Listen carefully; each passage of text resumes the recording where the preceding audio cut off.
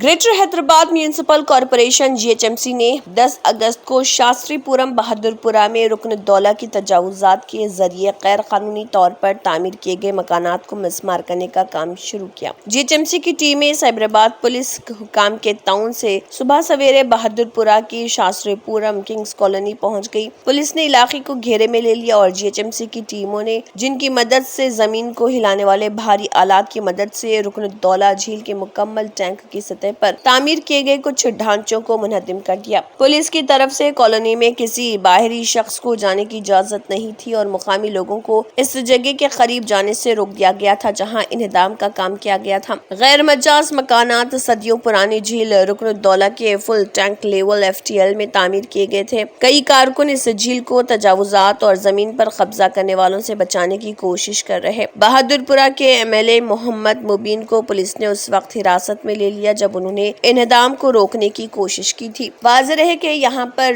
Real estate और land grabbers की जानिब से कई तरह के वेंचर्स बनाए गए जो कि इलीगल तरीके के वेंचर्स थे और इन वेंचर्स को गरीब मासूम अवाम की जानिब से प्लॉट्स के जरिए खरीदा गया। लेकिन इस बल्दिया की कार्रवाई में गरीबों का क्या कसूर था? अगर ये इलीगल वेंचर था तो इसकी इजाजत ही क्यों दी गई? अब गरीब लोग कहाँ जाएंगे और किससे इंसाफ का मुतालबा करेंगे?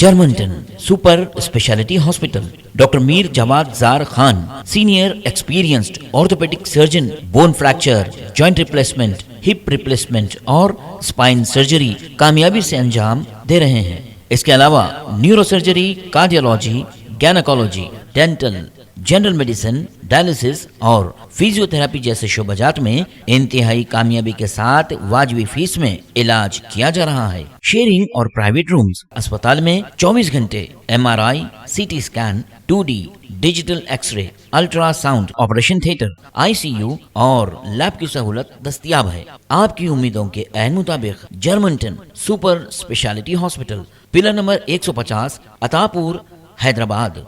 अगर आपने हमारे चैनल को अभी तक सब्सक्राइब नहीं किया है तो यहाँ पर रेड कलर का सब्सक्राइब बटन दिख रहा है, उसे क्लिक करें और हमारे चैनल को सब्सक्राइब कीजिए और साथ ही साथ बेल आइकन को भी क्लिक कीजिए, जिससे आपको ताज़ा अपडेट मिलती रहे।